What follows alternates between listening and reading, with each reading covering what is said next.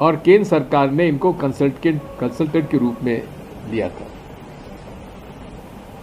2007 के बाद national health mission के लॉन्च होने के बाद मध्य प्रदेश सरकार ने 2007 से लेकर 2013 तक United Nations office of project and services के कंसल्टेंट के रूप में राजेंद्र दुबे जी को यहाँ पोस्टिंग भोपाल में की थी। तब से हमसे ये परिचित हैं। और नेशनल हेल्थ मिशन के अंतर्गत ये नियम बनाया गया था और उसकी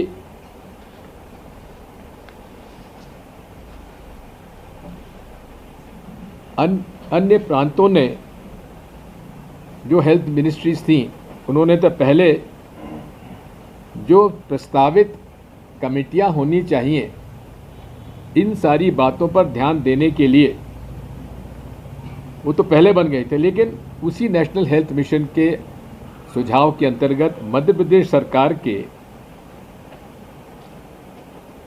लोक स्वास्थ्य एवं परिवार कल्याण मंत्रालय ने 7 सितंबर 2013 को ये आदेश दिया था, जिसकी प्रति मेरे पास है, आपको उपलब्ध करा देंगे, जिसमें राज्य स्वास्थ्य मिशन का गठन किया जाएगा, जिसके अध्यक्ष मुख्यमंत्री होंगे, सह अध्यक्ष लोक मंत्री लोक स्वास्थ्य एवं परिवार कल्याण विभाग होंगे और उसके अंदर काफ़ी सदस्य होंगे। उसका डिटेल मैं आपको दे दूंगा। इसकी जो राज्य स्वास्थ्य समिति की गवर्निंग बॉडी है उसके अध्यक्ष मुख्य सचिव और संयोजक मिशन संचालक राज्य स्वास्थ्य मिशन, इसी के साथ राज्य स्वास्थ्य कार्यकारिणी समिति प्रमुख सचिव लोक स्वास्थ्य परिवार कल्याण उसके अध्यक्ष हैं और स्वास्थ्य आयुक्त सह अध्यक्ष। इस तरह से ही आगे जिला स्तर पर भी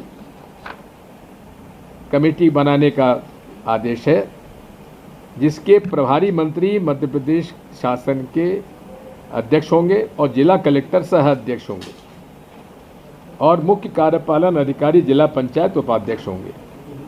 जिला स्वास्थ्य समिति की गवर्निंग बॉडी के अध्यक्ष जिला कलेक्टर होंगे और सीईओ जिला परिषद उपाध्यक्ष होंगे, मुख्य चिकित्सा एवं स्वास्थ्य अधिकारी संयोजक होंगे।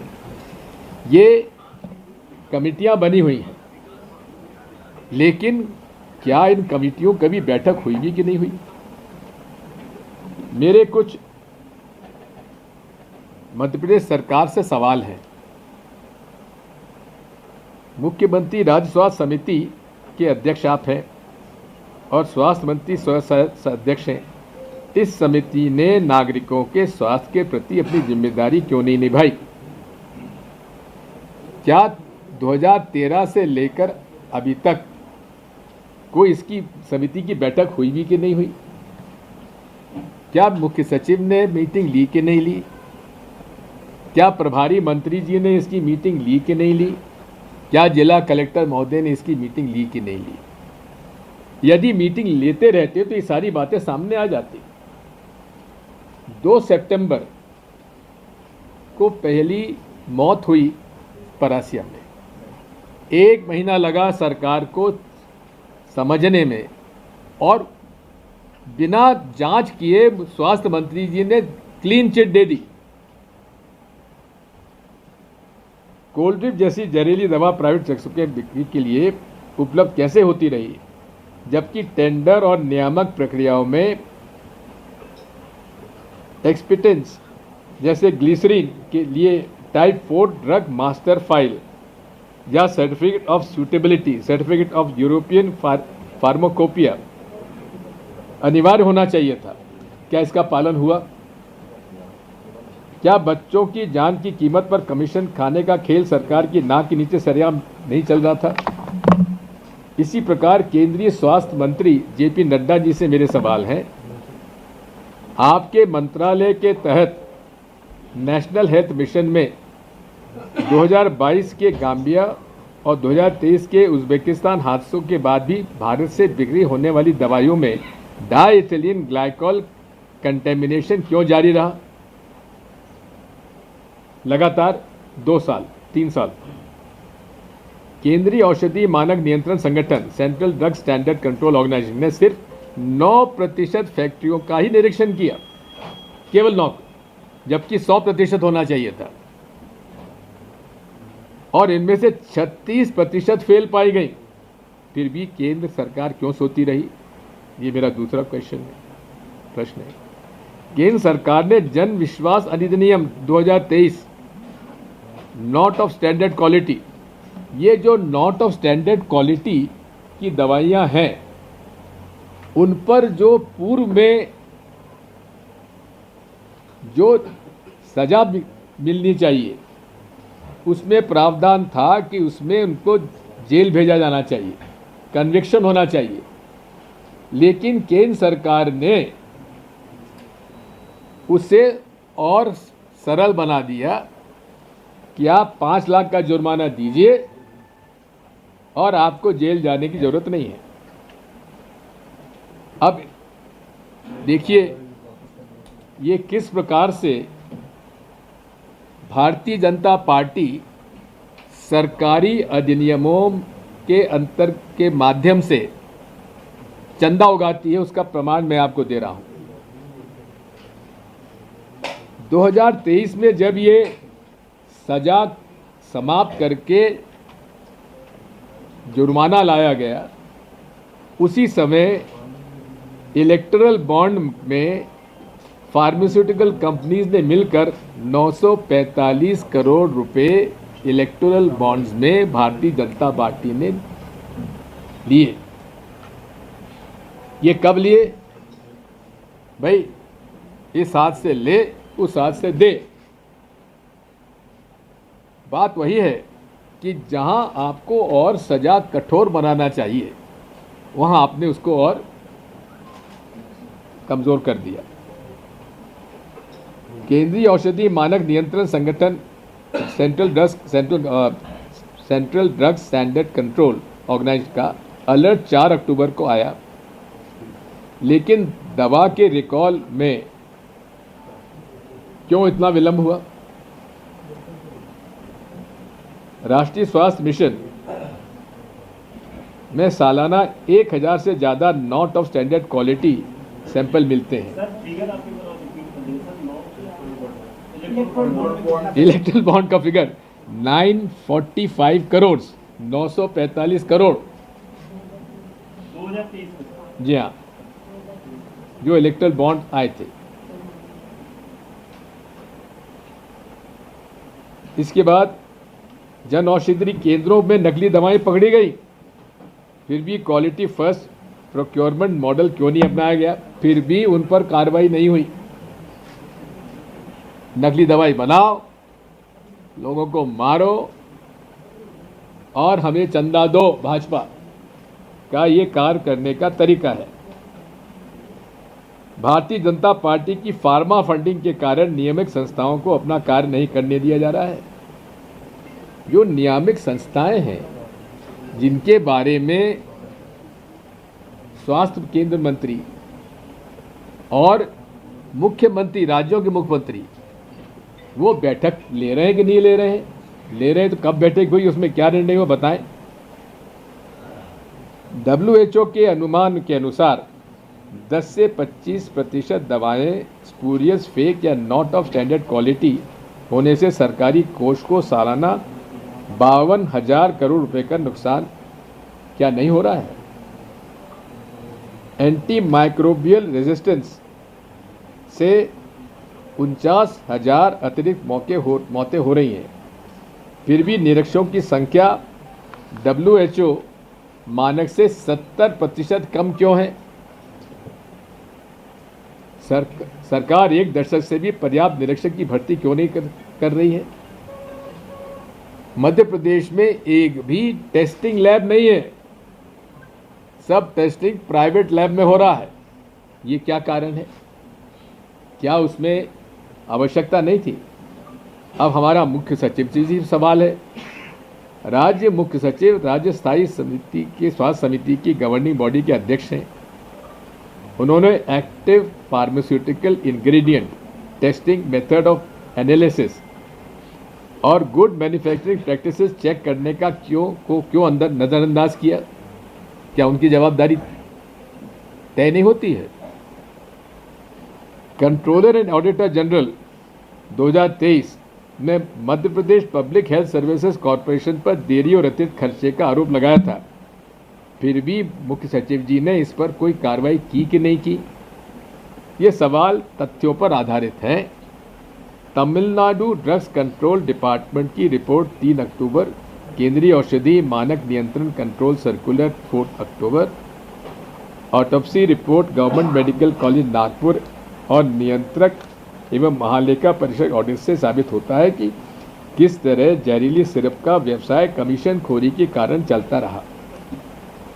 अब अमूमन तौर पर ये निर्देश हैं हर ड्रग इंस्पेक्टर को फार्मास्यूटिकल कंपनी के बनाई हुई दवा के हर बैच के एक टेस्ट सैंपल कराना चाहिए। क्या टेस्ट सैंपलिंग हो रही है? अगर हुई है तो कब कब हुई है, कितनी हुई है, कितनी प्रतिशत हुई, उसकी जानकारी होना चाहिए।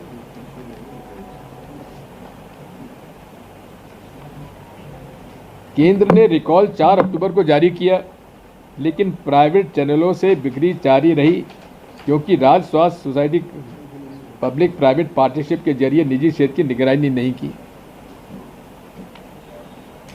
नेशनल हेल्थ मिशन के तहत केंद्र 60% फंडिंग देता है, फिर central drug standard control organisation ने Madhya Pradesh food and drugs administration sampling क्यों नहीं कराई? पोस्ट खाली पड़ी हुई है, जो है उनका आप जान रहे हो महीना बना हुआ है, महीना वसूली चला हुआ है। जन विश्वास अधिनियम आपकी सरकार का है, जो नकली दवाएं बनाने और बेचने वाले की सजा को कमज़ोर करता है। मध्य Pradesh food and drugs administration ने 6 अक्टूबर को 3 अधिकारियों को सस्पेंड किया, लेकिन मुख्य सचिव ने तीनों नौकरशाहों पर अभी तक कार्रवाई आगे की क्यों नहीं की? क्या इन पर कोई कानूनन जुर्म नहीं बनता? जिन भारतीय जनता पार्टी ने फार्मास्यूटिकल कंपनीज से भारतीय जनता पार्टी ने 945 करोड़ रुपए चंदा लिया है, उसमें से 35 फर्म ऐसी थी जिनकी दवाओं की गुणवत्ता निर्धारित मापदंडों पर खरी नहीं पाई गई।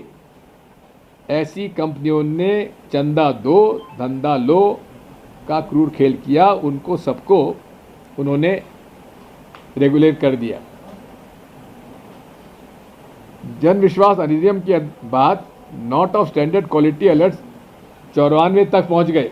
मतलब जो सब स्टैंडर्ड दवाइयाँ जो पहले केवल 30-35 मिलते थे, फर्म मिलते थे, अब वो 94 हो गए हैं। यानी कि खूब सब स्टैंडर्ड दवाइयाँ बनाओ, कोई तुम्हें नहीं पूछेगा, तुम्हें कोई जेल नहीं भेजेगा। 5 लाख तुम जुर्माना कर देना, जमा कर देना, हम और भाजपा के और इलेक्ट्रल बॉन्ड में 2-4 करोड़ 5 करोड़ डाल देना, काम चल जाएगा। इस पूरे प्रकरण पर मैंने मांग किया है माननीय प्रधानमंत्री जी से कि वे इसकी स्पेशल इन्वेस्टिगेटिव टीम बनाए under the scrutiny of a supreme court sitting जज के माध्यम से इसकी जांच होना चाहिए। अभी कुछ दिन पहले ही, अभी आज के ही अखबार में ये खबर आई है कि लगभग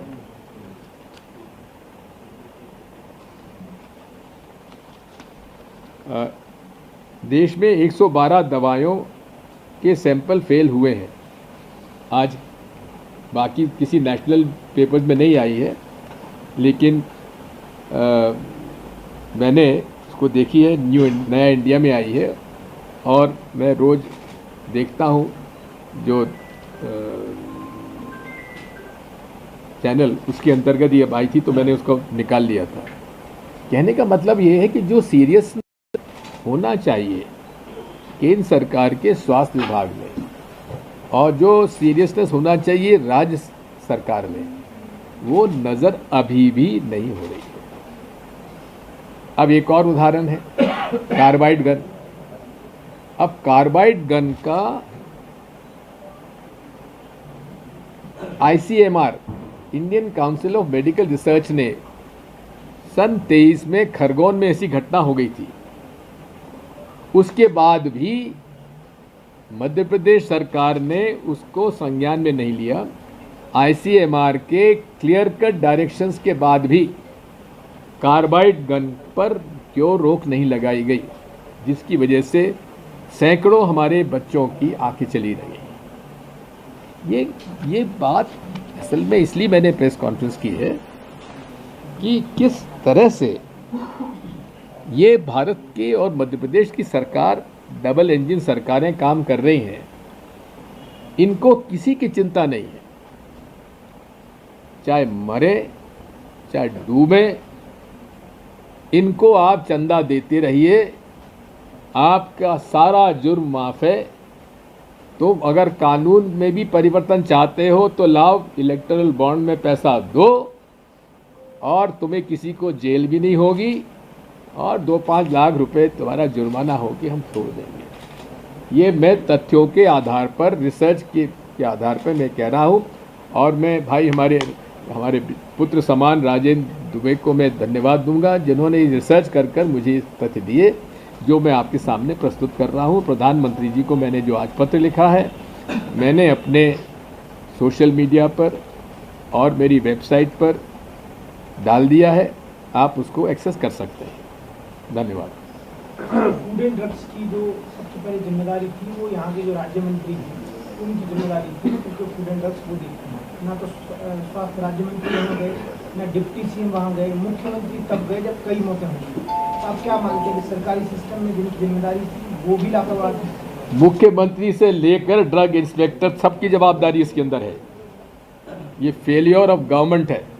और कोई दूसरी देश होता, प्रदेश होता और दूसरी सरकार होती तो इस्तीफा हो गया होता मुख्यमंत्री और स्वास्थ्य मंत्री का।